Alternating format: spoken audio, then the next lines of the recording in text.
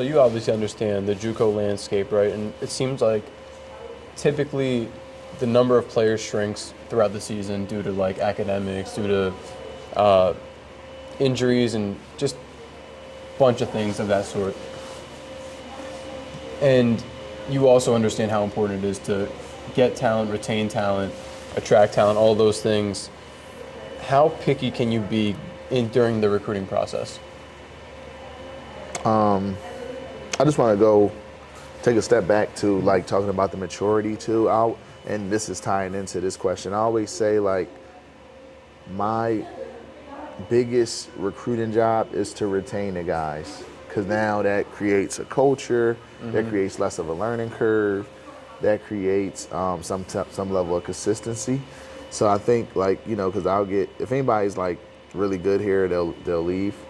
But then also those guys that might not have got as much playing time last year, like a Brendan O'Reilly, who was a rotation player, but now he's a starter.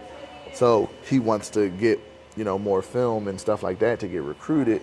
So like retaining him was big. Or like a Jaquez Heath, who was in and out of the lineup, like over winter break had to take a winter course, and then over summer break had to take a summer course. So like getting him to improve his academics so he can be with us, that was a big part of what we wanted to do.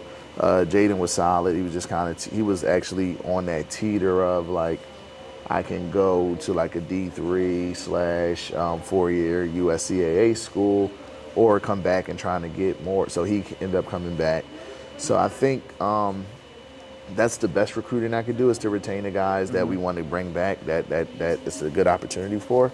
And then in terms of being picky, I think it's just like anywhere else. I'm touching this, but I'm gonna shoot for bigger numbers. So in terms of like roster size, I'm gonna try to.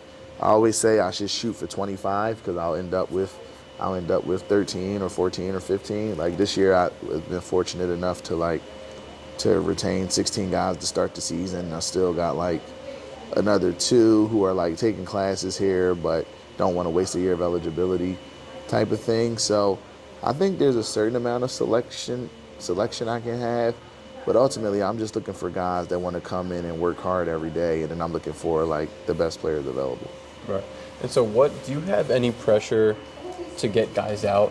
Like say a guy does everything right, but you know, they might, and it's hard to say because I don't know if this applies to any of your players, right? But like some players just aren't good enough for the next level, and especially like with the evolution of Transfer. just even like D3. Oh no, I was gonna say, sorry to cut you off. Go ahead, finish. Oh yeah, no. So I was just gonna say, like, you know, D3 is really good basketball, and again, I don't know if this applies to any of your guys, but there are just some people who aren't good enough to play D3, like, and they might not have looks even coming out of 2 years of JUCO. Maybe they didn't have enough film, whatever the case is, like, but they did everything right. What does that feel like for you? Has that ever happened? Is that something that you worry about at all? Yeah, I think so in terms of getting guys out, I think I put pressure on myself. Like that's got to be a part of like our brand and our catch to even get kids, is that we can get kids out. So I think just in this young, like I got 4 guys out from last year's school team in terms of like placed at 4-year schools. Like honestly, everybody's not gonna do it, but I'm gonna, if you want to, I'm gonna, you know, work the phone, see if I can get you a roster spot, a walk-on spot, do whatever I can in my power in order to get guys to play at 4-year schools.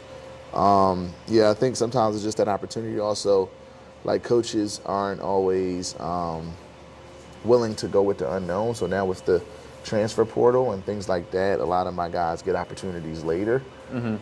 Like after like everything, like, so this is what I tell my guys, right? Like, so Division III teams want D2 transfers and D2 players.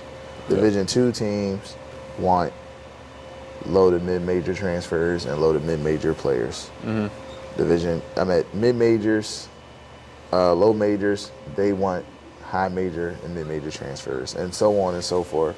So it's like, so now you're competing with all those people. Also at this level, you're still competing with Division I junior college players. So JUCO is like D1 JUCO, D2 JUCO, D3 JUCO, all that.